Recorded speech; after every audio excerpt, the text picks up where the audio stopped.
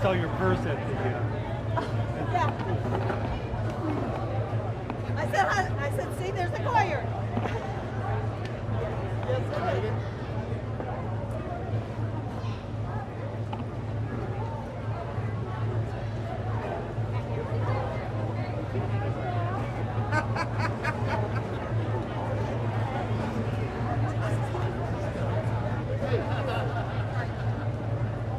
Who's that guy? Megan? He's not over there.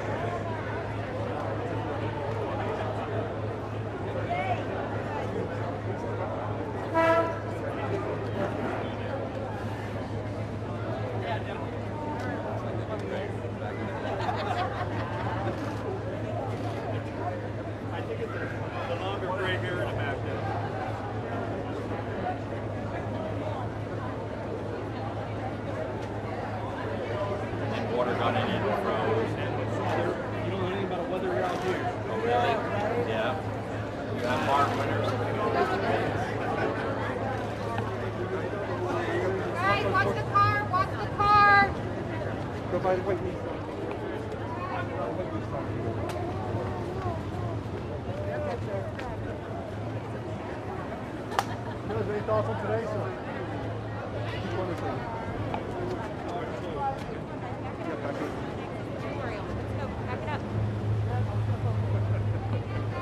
On the other side of the car. Right here at the bike. Right here. President Biden.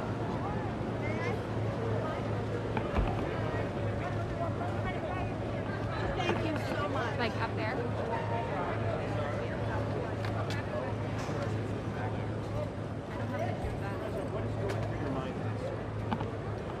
Thinking about for real, this is my 4th trip here. And I was thinking about a guy named Davis Cessna that I grew up with, who, like a lot of people, probably having a tough day today. I was sitting home watching television in 2000 in September. And watching TV, and my kids were in the swimming pool just outside, and all of a sudden came on TV this guy sitting on the bank on the Delaware and Chesapeake Canal, and they said he just lost his son. They ran into a beam that was coming up in the D&C Canal that had been there from another guess Doc, and he's lost his 15-year-old son, Teddy. And he's on the phone, and all of a sudden my phone rings. He's calling me. It turned out to be my buddy David Sesna, because he knew I had lost anyway. And then a year later, I got a call. His son was on the 106th floor, and he lost his son. And they called him Deej. He was Davis Jr. And so it's a tough day for him and everybody who lost somebody. And you know, I know you've heard me say it before, and I'll probably get criticized for saying it again. But these memorials are really important. But they're also incredibly difficult for the people who are affected by it. Because it brings back the moment you got the phone call. It brings back that instant you got the news, no matter how many years go by. So I've been thinking about it. I've been thinking of all the people. When I was down at the Rock, talking to a number of family members who lost somebody. You know, think about it. Talk about genuine heroism. I'm not talking about the news media now, but think of all of you if you're on that plane, knowing 2 terrorists in the cockpit. How many of you said, I got a good idea. Let's go up and rush that cabin. Even though you knew that probably they're going to do something you're going to lose anyway, but it's one thing to say, I know I should step up, another thing to do it. That's genuine heroism. That's not on the margins, that's not maybe you did heroic, I mean, you know, and I just think, I thought that President Bush made a really good speech today. Genuinely good speech about who we are. We're not, the core of who we are is not divided. It's just this notion of, I don't know how to explain it. I think, Jeff, I've talked to you a little about this. I think the real issue for those kids I just had a picture taken with, some of them had Trump hats from last year. I think for them it's going to be, are we going to, in the next 4, 5, 6, 10 years, demonstrate that democracies can work or not? Because I just had a long, I'm not going to discuss it with you now, but I had a long conversation with President Xi for over an hour and a half. Not last night, night before last. And I've had that one-on-one summit with Putin, and I've spoken with others. There's a lot of autocrats who truly believe that democracies can't function in the 21st century. Not a joke.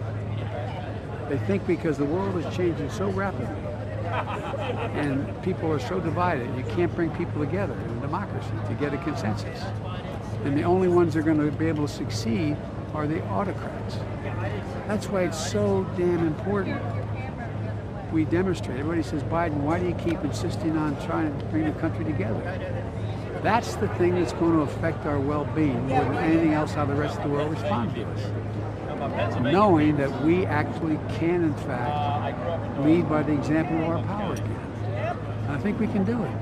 We've got to do it. And so it's all tied. And when I meet with these people, you know, I know you're all tired of hearing me say, you know, a lot of good folks on Wall Street, but they didn't build the country. Hard-working middle-class folks built this country, and the unions built the middle class. It's about time we start showing them some real respect again. And that's why I'm hopeful. I know a lot of you think I'm just always too optimistic, but I think we're going to get a major pieces of legislation through, both on a bipartisan basis, and I think we're going to get something done consequential, and the whole issue of dealing with human infrastructure. And when we do that, it's more than just how it's going to grow the economy in an exponential way in the near term, but the rest of the world's going, whoa, how do they do that? I thought they didn't talk to each other. Anyway, you ask what I was thinking, that's what I've been thinking about today. How do you get back to that state of unity that you were talking about and that President Bush was talking about?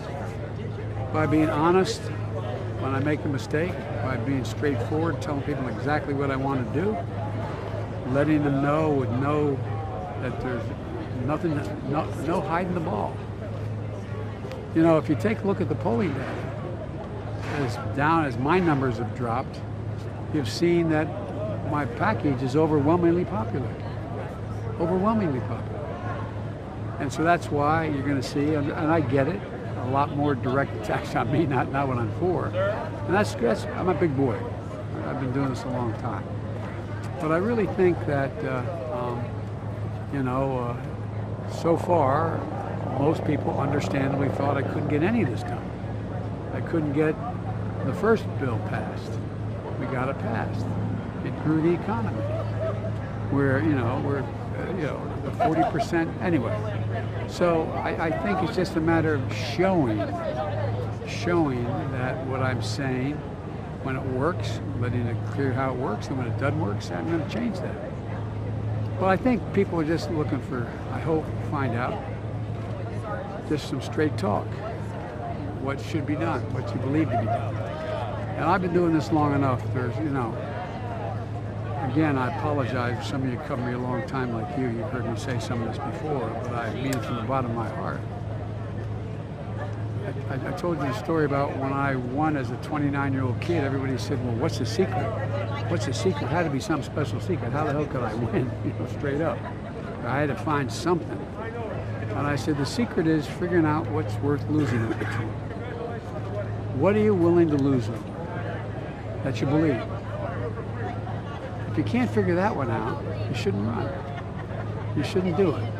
And so the things that I'm pushing, I believe. I believe. Now, I'm not, doesn't mean I'm just, everybody has to agree I'm right. I mean, but I'm just laying out what I think has to be done to bring this country back. You've heard me say it 1,000 times. This is the most unique country in the whole damn world. We're an idea. It's an idea.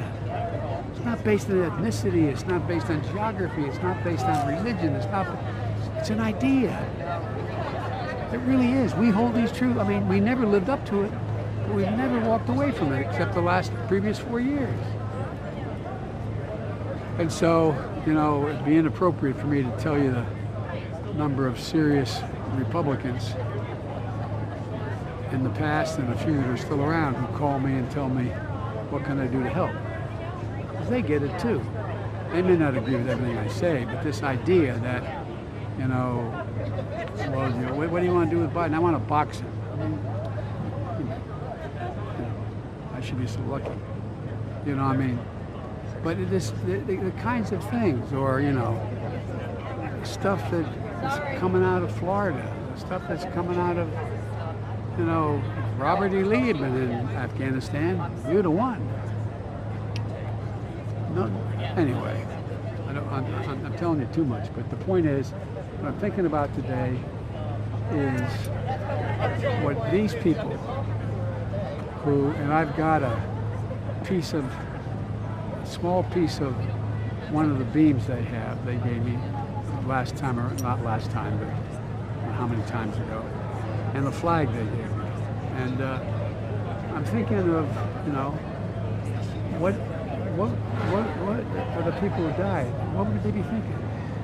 They think this makes sense for us to be in this kind of thing where you ride down the street and someone has a sign saying F so-and-so, or, I mean, it's not who we are. Great. Thank you, sir. We're in Afghanistan anymore. Do you think this marks a new phase for the country as it experiences this anniversary 20 years later? Well, I think, look, I do. If you read, there was a big article with 16, 17 people, was it in, I guess it was, what was it? Politico, and quoting major players over the last 20 years. And every one of them said, look, we didn't start off this way. If you had told anybody that we were going to spend $300 million a day for 20 years to try to unite the country after we got bin Laden, after Al-Qaeda was wiped out there, can Al-Qaeda come back? Yeah, but guess what? It's already back other places. What's the strategy? Every place where Al-Qaeda is, we're going to invade and have troops stay there? Come on. Anyway, so I just think that, and again, what people are, as I read it, I'm told, people, 70% of American people think it was time to get out of Afghanistan, spending all that money. But the flip of it is, they didn't like the way we got out.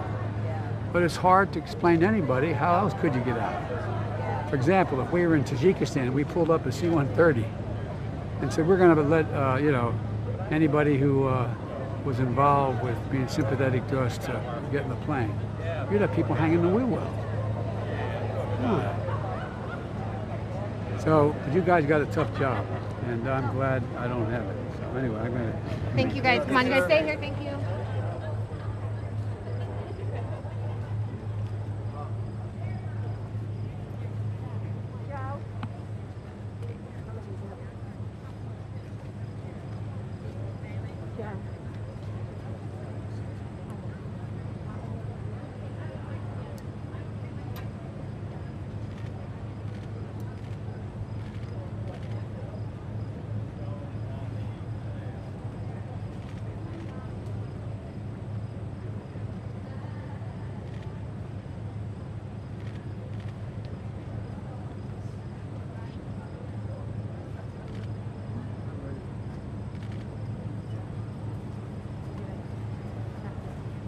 Maneuver this.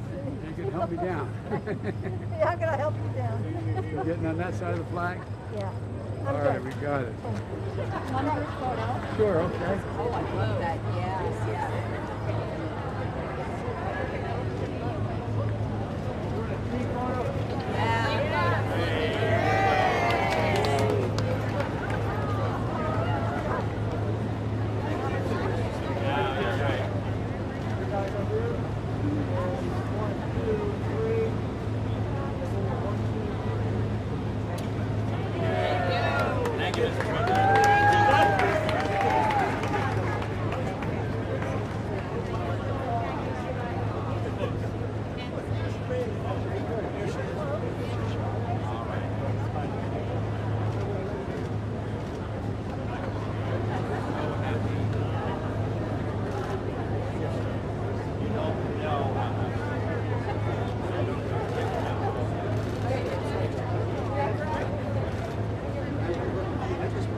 Ha ha ha.